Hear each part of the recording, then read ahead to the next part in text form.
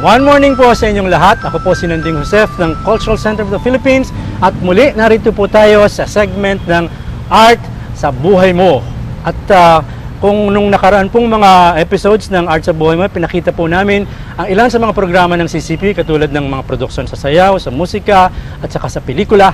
Ngayon pong araw na ito ay malaking produksyon ng CCP, hindi lamang sa isang linggo kundi sa buong buwan ng Pebrero. At para po sabihin sa atin ang tungkol sa mga activities ng CCP para doon sa tinatawag naming pasinaya o ang isang buong selebrasyon ng sining at kultura sa Cultural Center of the Philippines, narito po ang Department Head ng Performing Arts Department ng CCP, si Ginoong Chris Meliado.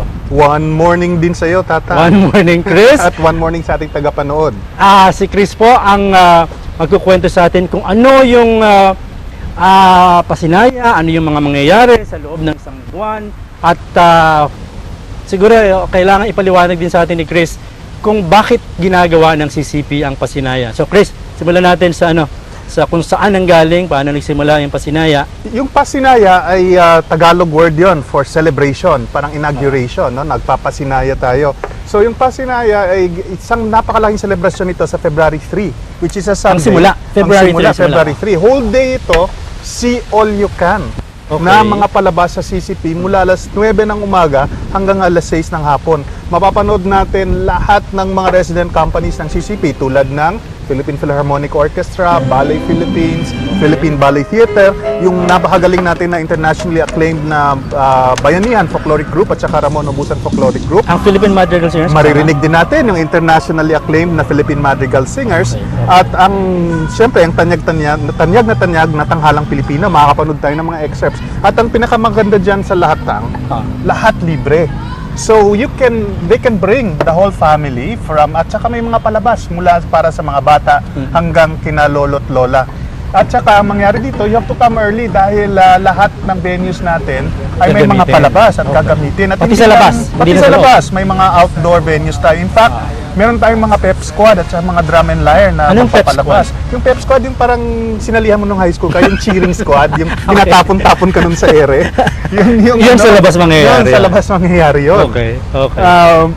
Tapos, meron pa tayong tiyangge. So, pwede rin sila mamili dun sa labas, meron mga pagkain.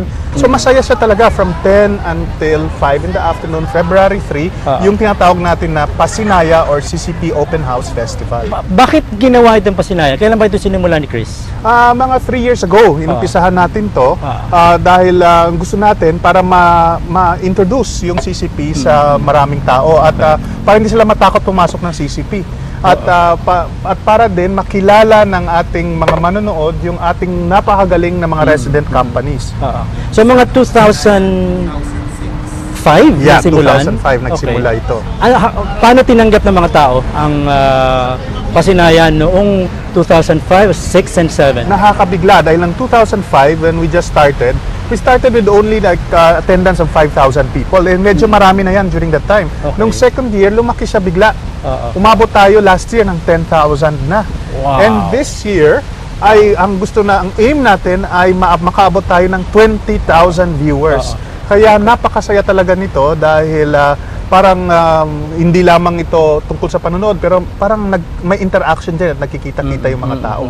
Noong 3 taong nakaraan, ano yung ilan sa example na activities na palagay mo nagustuhang mabuti ng mga pumunta rito? Laging very popular, may tinatawag tayo na petting zoo.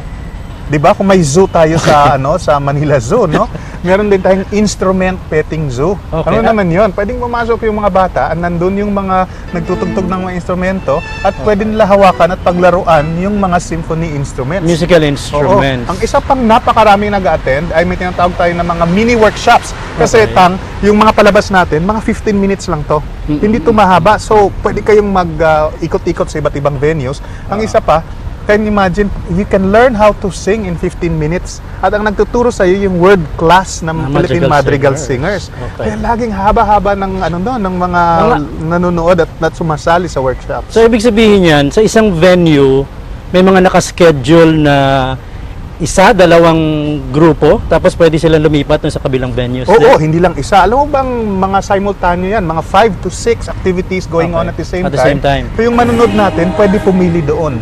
No? And throughout the whole day, throughout the whole day, they will be able to choose among around 50 shows. No? Na at saka lahat ng venues natin nandun. So masaya talaga, para kang nag-buffet. Pero buffet to Oo. para sa iyong kaluluwa.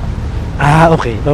Pero meron ding tiyangge para sa... Gusto mo yun? Para sa Buffet tiyan. para sa kaluluwa. Maganda yan. Palagi kayo ng pinaka-importanting papel na dapat gampanan ng sining at kultura, yung bigyan tayo ng pagkain para sa ating kaluluwa. Pero bago tayo matapos, Chris, importante na malaman ng ating mga manonood kung ano yung makikita ngayong taong ito sa ating Pasinaya. Meron bang mga special na bagong oo. activities? Oo.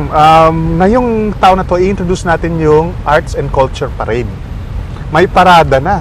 No, Okay. magpaparade yung lahat ng ating mga kasali, kasama na yung resident companies Sa- at iba pang mga guest sa loob artists. ng CCP Sa Complex? loob ng CCP Complex. Okay. No, magpaparada na rin yun. Tapos, mag-introduce tayo ng mas maraming palabas doon sa Eskinita. Meron na tayong outdoor stage. Okay. At tuloy-tuloy yung mga palabas doon. Napakaraming mga ballet schools at dance schools na ang nag-register para makapagpalabas doon sa ating outdoor stage. Okay. Ngayon, pwede bang imbitahan mo ang ating mga manonood sa ating Pasinaya? Nais ko imbitahan lahat na pumunta sa Pasinaya 2008 dito sa CCP Complex on February 3, that's a Sunday. And ito ay See All You Can, Pay What You Okay. Can na palabas kung saan mapapanood nyo ang napakarami, more than 50 performances and more than 800 artists performing during the whole day. Please come early. Pumunta po kayo dito ng 10 o'clock para mauna kayo doon sa mga Maraming tao. palabas. At Sa libo-libong sa tao. libo-libong taong dadating.